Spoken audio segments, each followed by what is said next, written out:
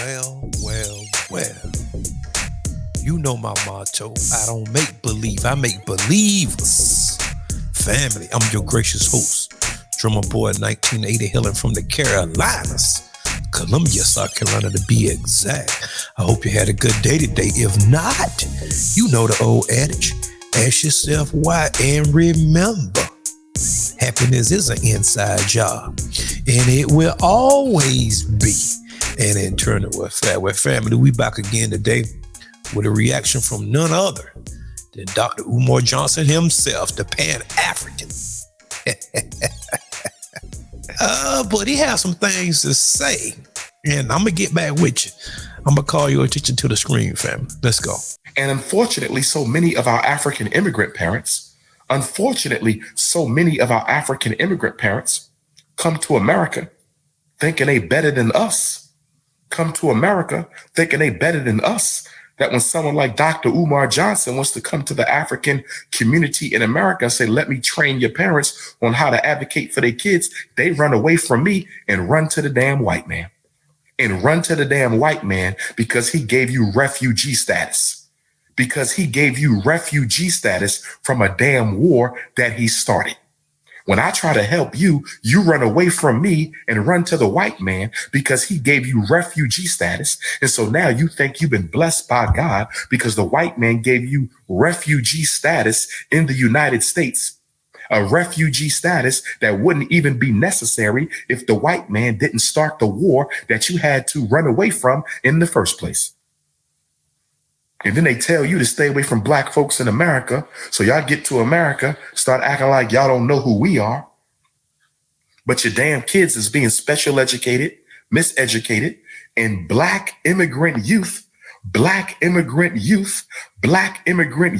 are one of the fastest growing prison populations in America. Black immigrant youth, Black African immigrant youth are one of the fastest growing prison populations in America because you damn Africans come to America, some of you, and ain't got no damn Pan-African consciousness. Come to America and you ain't got no damn Pan-African consciousness. Thinking you better than me when everything you get is the result of the struggle that we have been through. Everything you get is the result of the struggle that we have been through. And you want to turn your nose up at us because the white man gave you a refugee status card. Get your ass out my face. I don't deal with sellout African Americans, and I damn sure ain't going to deal with no sellout Africans from the continent. I don't deal out with no sellout African Americans, and I damn sure ain't going to deal with no sellout Africans from the continent. Well, let that marinate in your spirit for just a few minutes. Don't that sound like what we've been saying the whole entire time? Now, let me preface my conversation. Let me preface my monologue first, all right? It's not all of you. But it is enough to cause problems. We've been trying to tell y'all this the whole time. See, we know to get down over here. Just like Jess Pearly things. See, she want to deal with the Africans. You know why? Because they are more subservient. It's not that they work harder, because if they work harder, why do Africa look like how it look? Oh, it's the government. Well, we up under the same government here. It's called Western powers, right? But you know the difference between us and y'all? That we don't run nowhere. And y'all come over here, stop complaining. Stop. Y'all constantly complaining. That's why you had to flee where you once was. And you're coming over here trying to tell us what to do here. We don't take advice from people that run. You heard me? Let me say that again. Because they need to be some house cleaning. We don't take advice from people that run away and then come over here and trying to tell us how to operate. If you know so much, why couldn't you implement your ideas and your ideology where you was? In your homeland. And this is what we be trying to tell y'all.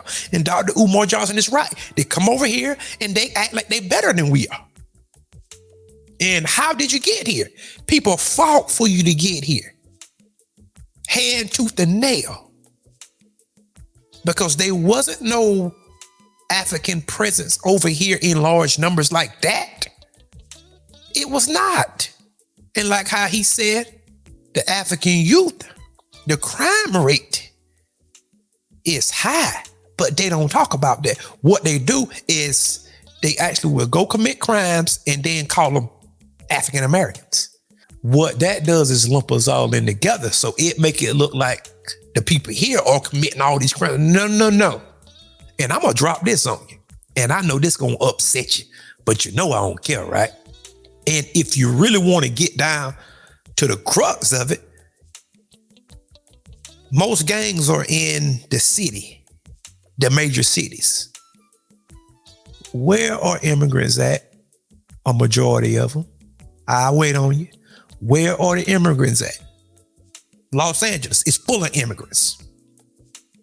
A lot of them are from South America and all these places, full of immigrants. And it's not everybody. I'm telling you, because some of them cool and they understand. Those are the ones we can lock hands with and rock with. But the other ones that's shucking and jiving and nah, we ain't doing that no more. A line gonna have to be drawn. They need to be division. Because you can't have somebody constantly cutting your knees out from up under you, calling it unity. That's not unity. You treasonous. You are Benedict Arnold. That's exactly what you are. If you go to places like Chicago, New York City, all these places are full of immigrants. A lot of them from the islands, some from South America, some from that. It's full of immigrants. But what they will do is they'll just call it African Americans or Black Americans. And then it lump everybody in together. That's why we would like to know, where are you from? We checking paperwork and people getting upset about that. Oh, we haven't forgot, but now Dr. Umar Johnson has changed his tune because at one time he was like, well, we all trying to come together. Yes, we coming together with like-minded people, like-minded. Like when we talk about Jess Pearly, a lot of Jess Pearly followers are immigrants. A lot of them are. That's why they don't have no problem with what she was doing and what she said. And since you know everything, just go on over there and just be with Jess Pearly things, be with Jared Taylor, be with David Duke, Richard Spencer, Nick Fuentes. Go over there with them and see how you like it. And don't come back over here. Oh God, they was trying to kill me. Yeah, we know. We know already. We know to get down already. But you see, we are the ones that made more progress than anybody else dealing with this beast. So it would behoove you to listen at what we saying. Because what you doing didn't work because you here. You can take us and take us from America. Take the foundation of Black Americans, take them and set them in Africa. Africa will change in probably 20 or 30 years. It'll look like something different. They have to be interference because if there wasn't no interference, towns and cities will start popping up in Africa all over the place. They wouldn't be a handful of Asian people beating us with sticks and mop handles and stuff. That don't work on us. Because somebody will come up missing and ain't nobody don't know anything. I'm talking too much now. But that wouldn't work on us. It takes a military with weapons and tanks and all kind of stuff just to hold 14% of the population down. They said 14% of the population. And we are under military terrorism, basically. But yeah, Dr. Umar Johnson, sound like he has came around. Because it don't make sense. It don't make common sense. You come over here and running, and then you act like you have a disdain for the very people that's helping you, the very people that care about you, you turn your nose up at them and call them lazy, call them bacatas, call them dreers, wild boars, and all this stuff, nomads. But at some point, we actually gonna have to talk about the role that y'all played as well. You heard me, didn't you? I said at some point, we gonna have to talk about the role that y'all played in the transatlantic slave trade. At some point.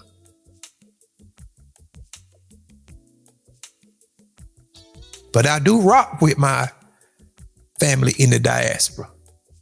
But I don't do coons. And I never will do coons. I don't do boot licking. I don't scratch where I'm not itching at. I don't do that.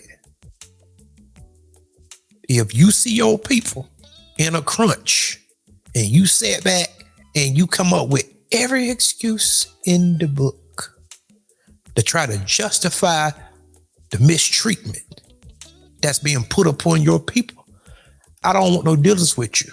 Somebody need to deal with you. Because if you go back and you study Haiti in 1804, the first people that they got rid of was the traders. Because a lot of times it be the enemy within that caused the most problems, the most ruckus. While we sit up here drawing up a game plan, you over here spilling the beans, telling the enemy everything. And people are not your enemy because of skin color. People are your enemy because of their actions. My microphone started to heat up. I was about to cut it off, but I got an unction to keep on going. Let me say that again, because that's worthy of a repeat. People are not your enemy because of skin color. People are your enemy because of their actions. Because you have some people that look just like me and you, but their mind is of something else. Their mind has been compromised. That's why just pearly things can infiltrate and come into the spaces and nobody antennas go up, but mine did. I was sitting there looking, I was like, oh Lord. Okay, y'all can collaborate with this woman, but don't give this woman the blessings. Don't give her the blessings yet. The blessings should be earned. The endorsement should be earned, not just given out all willy-nilly.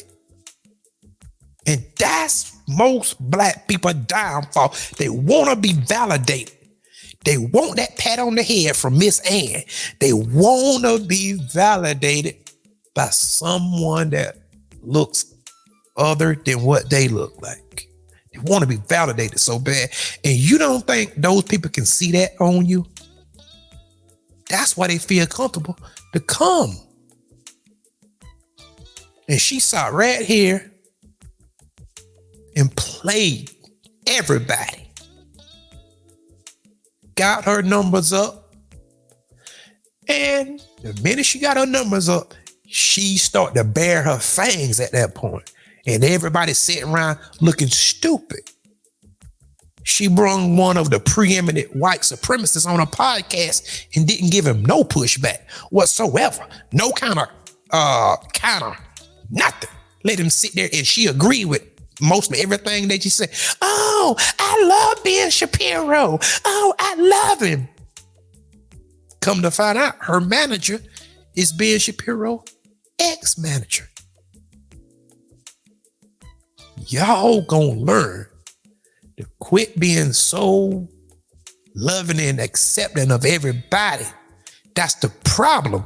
Every time these people come into the spaces, it's never for your benefit. Never. If it is, name something. Whenever they bring feminism to you, look, we just now pointing it out, getting to the root of the cause.